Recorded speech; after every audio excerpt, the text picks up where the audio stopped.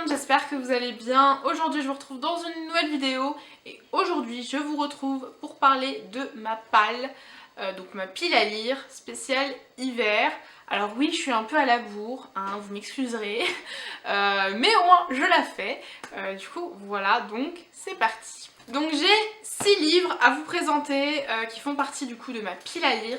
J'en ai 3 en grand format, 3 en poche. Et on va commencer tout de suite par les grands formats. Donc le premier que je suis actuellement en train de lire, c'est celui-ci, c'est Midnight Club de Christopher Pike, I think, aux éditions Hachette Roman. Alors c'est un roman assez particulier puisqu'on suit 5 adolescents. Voilà. 5 adolescents qui sont atteints de pathologies graves, la plupart sont atteints de cancer, de leucémie, etc. Qui sont dans un hôpital du coup, un hôpital, enfin pas spécialisé mais c'est en gros un hôpital où ils vont pour finir leur jour.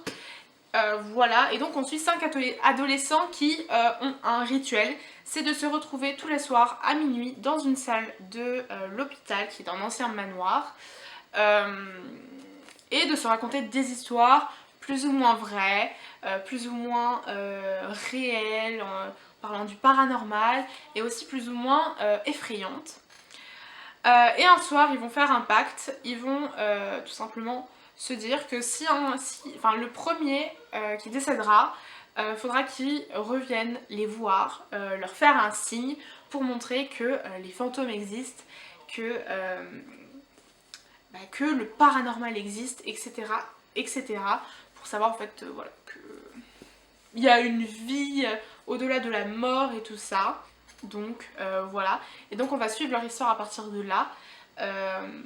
Personnellement, alors je suis en train de le lire, je suis pratiquement à la moitié, je sais pas si vous allez bien revoir, je suis pratiquement à la moitié du roman. Et franchement c'est une histoire que j'aime beaucoup, c'est pas mal intriguant. Je saurais pas vraiment quoi en dire, c'est une histoire que j'aime bien. Alors après il faut savoir que la couverture est aussi très intrigante puisque on voit du coup le manoir, on voit nos 5 personnages, mais dans tout ça on voit un éclair et je sais pas si vous allez bien voir mais on voit un espèce de corbeau là, on voit un œil, un bec et là on voit une aile et tout et ça ressemble à un corbeau.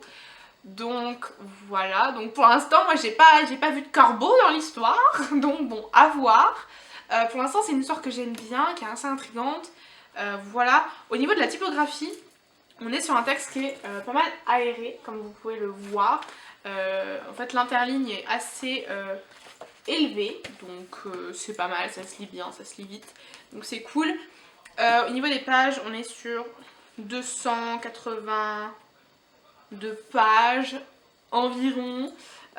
Voilà, c'est un roman qui coûte 15,90 € et aussi derrière, donc on a le résumé et là c'est noté bientôt sur Netflix. Donc c'est aussi un petit peu ça qui m'a donné envie de le lire, de le découvrir.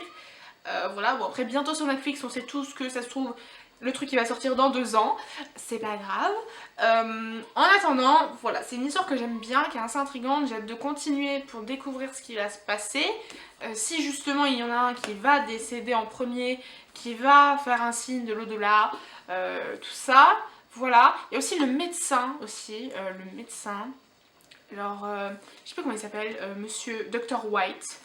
Dr. White, je le trouve assez intriguant comme personnage, je pense qu'il cache quelque chose, ça se trouve pas du tout, je suis juste parano, mais c'est vrai que voilà, c'est une histoire que j'aime bien, donc à voir par la suite.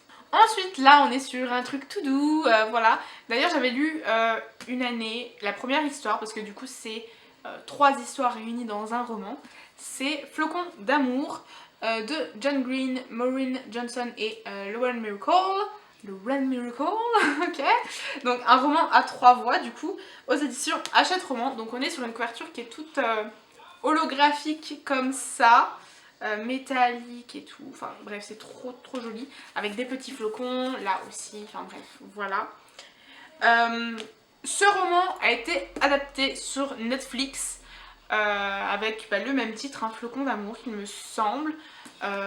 Voilà. Et donc du coup c'est 3 histoires réunies dans un roman. Donc John Green en a écrit une, Maureen Johnson aussi. Donc du coup voilà, donc 3 histoires. Je sais qu'une année j'avais lu la première histoire de Maureen Johnson. Et après j'avais pas lu la suite, pourquoi je ne sais plus, mais je me suis dit pourquoi pas retenter, essayer de lire, comme ça après je pourrais regarder le film. Et voilà, donc à voir, à relire, à lire, à finir, et voilà. Ensuite, encore aux éditions Hachette Roman, mais cette fois-ci dans leur collection Black Moon, Frisson de Maggie Stiefvater. Maggie Stiefvater, Fater, I don't know. Donc c'est le premier tome d'une trilogie. Et là je sais juste que ça parle de potentiellement de loup-garou, de trucs bizarres, potentiellement aussi de romance. Voilà.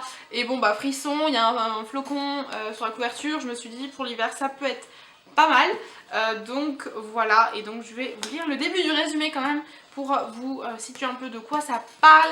Donc Grace vit dans une petite ville américaine aux abords d'une forêt. Son enfance a été marquée par l'irruption d'une meute de loups qui l'a attaquée.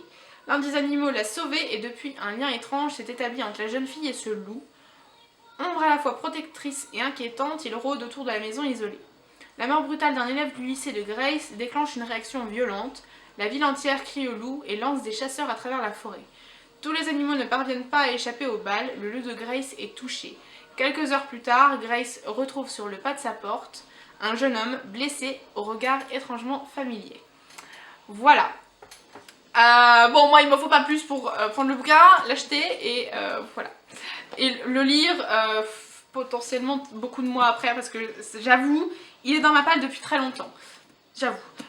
Mais je me suis dit pourquoi pas, surtout que je l'avais eu, je l'avais eu en occasion. Je l'avais eu à combien? Vraiment, c'est ce prix-là? Je l'avais eu à 70 centimes. How it's possible?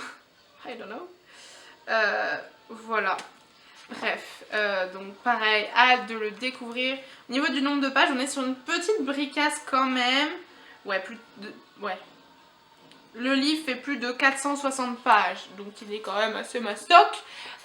Donc voilà, à voir. Je pense que je vais beaucoup aimer cette lecture. Donc voilà.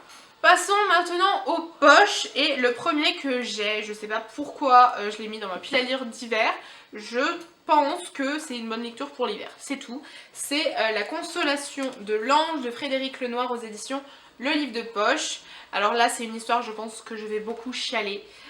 Parce que c'est très, je pense que ça va être pas mal psychologique. Donc je vais vous lire juste voilà, le début du résumé. Après une tentative de suicide, Hugo, 20 ans, est réanimé et placé dans la même chambre d'hôpital que Blanche, une vieille dame au crépuscule de son existence. Entre ce jeune homme qui n'attend plus rien et cette femme qui mesure le prix de chaque instant, un dialogue se noue autour des grandes questions de la vie et de la mort, de Dieu, du destin et de la liberté, du bonheur, de l'amour. Ce qui aidera peut-être Hugo à trouver un sens à son existence.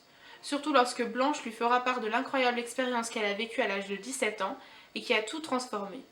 Frédéric Lenoir nous offre un livre profond et touchant dans la veine initiatique de l'oracle de la Luna ou de l'âme du monde. Voilà, et donc après, sinon, les trucs. Une jolie fable pleine d'espérance et un roman émouvant. Voilà, les deux petits mots de journaux. Donc voilà. Donc c'est un petit roman qui, je pense, va se lire très vite. Il fait même pas 200 pages.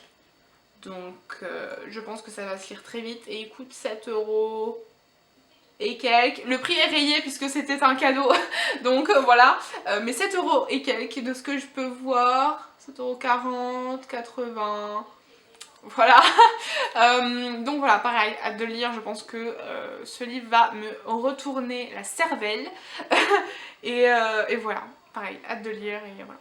Ensuite, un autre roman avec des loups-garous, avec des loups et tout, voilà, pour l'hiver, tout ça. C'est un roman qui a énormément fait parler tout le monde. Pour beaucoup de personnes, c'est un coup de cœur et c'est vrai que je l'avais dans la... J'ai le tome 1 dans ma palle depuis longtemps, mais je me suis dit si je le lis, que j'adore, il va falloir que j'achète les autres tomes. Et il y en a quand même pas mal.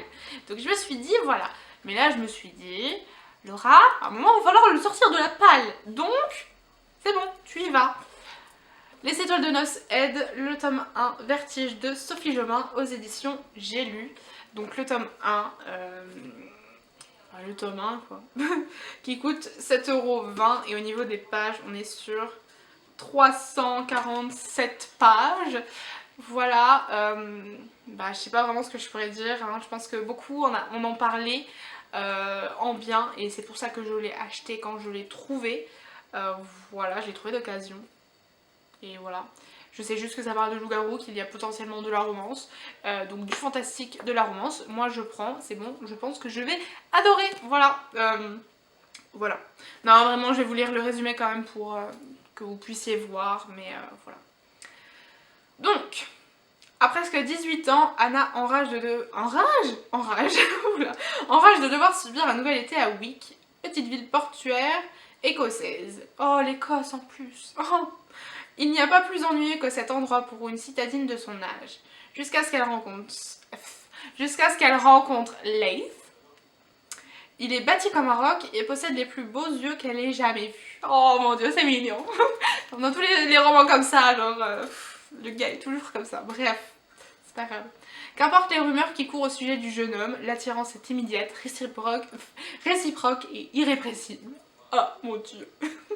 Puis tout bascule, le conte de fées se transforme en cauchemar et le destin d'Anna est scellé. Leur relation résistera-t-elle à l'inimaginable? Sauront-ils vaincre le pire? Car les légendes sont parfois plus réelles que l'on croit. Voilà. Que dire de plus à part que ça me tente énormément. Hein, voilà, j'ai envie de le lire beaucoup, beaucoup vite. Beaucoup vite. J'ai envie de le dévorer, franchement. C'est un bouquin que je pense que je vais lire très très vite. Et voilà, oh c'est écrit quand même, bon ça va, c'est pas écrit non plus trop petit, donc je pense que ça va se lire très très vite, mais voilà, j'ai hâte. Et enfin, le dernier qui est tout sauf un bouquin pour l'hiver, mais j'avais envie de me caler vraiment une romance, dans ma pile à lire d'hiver. Ces temps-ci, j'ai envie de lire de la romance, faut pas me demander pourquoi, mais j'ai des périodes comme ça. Et du coup, j'ai mis Step Brother de Penelope Ward aux éditions Hugo Poche dans leur collection New Romance. Voilà, donc c'est tout sauf un roman pour l'hiver, hein, on est d'accord. Mais voilà, il n'est pas non plus très gros. On est sur 329 pages, 330 pages quoi, on va dire, on va arrondir, 330 pages.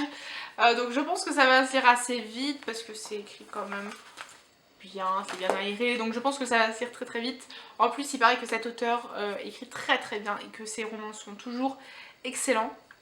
Donc j'ai hâte de découvrir cette histoire. La phrase d'accroche qui est ici, c'est sera-t-il son pire cauchemar?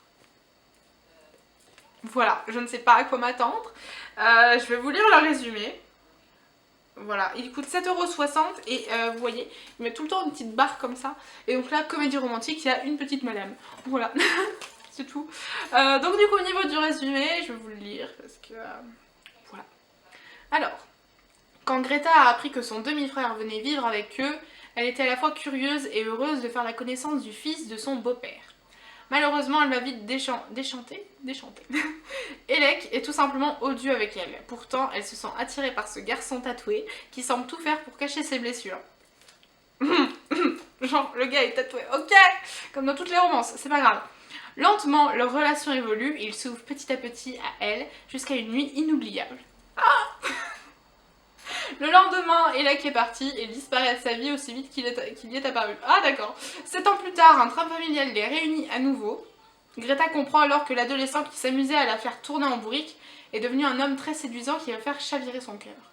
Sera-t-il ce pire cauchemar? Pourront-ils à nouveau se faire confiance? Ok, guys. Oh my god. Ok, ça a l'air vraiment... ça a l'air pas mal du tout. Vraiment, ça a l'air vrai, ouais, ça a l'air vraiment pas mal du tout. J'ai hâte de le lire. C'est tout sauf pour l'hiver, mais j'ai hâte, je pense que ça va être un peu cliché, hein, mais j'aime bien ce qui est cliché, donc voilà. Que demande le peuple? à rien. Donc du coup voilà pour celui-ci, hâte de le lire vraiment. Je pense que ça va être une lecture très émouvante, je pense, avec beaucoup de confidences et tout ça, et voilà, bref, je pense que ça va être une bonne lecture. Qu'ajouter de plus, à part, j'ai hâte de le lire. Voilà. Du coup, voilà, c'était ma petite pile à lire spéciale hiver 2021, 2021-2022. Voilà, j'espère que cette vidéo vous aura plu, qu'elle vous aura peut-être donné de nouveaux bouquins à ajouter à votre wishlist ou à votre pile. Non, ouais, ou à votre pile d'hiver, enfin bref, vous m'avez comprise. Si vous avez d'autres livres à me proposer du même style, ou alors si vous avez votre pile d'hiver de fête, n'hésitez pas à me dire dans les commentaires. Voilà, n'hésitez pas, comme ça on pourra en parler. Et voilà, du coup j'espère que cette vidéo vous aura plu. Moi je vous dis à la prochaine dans une nouvelle vidéo. Portez-vous bien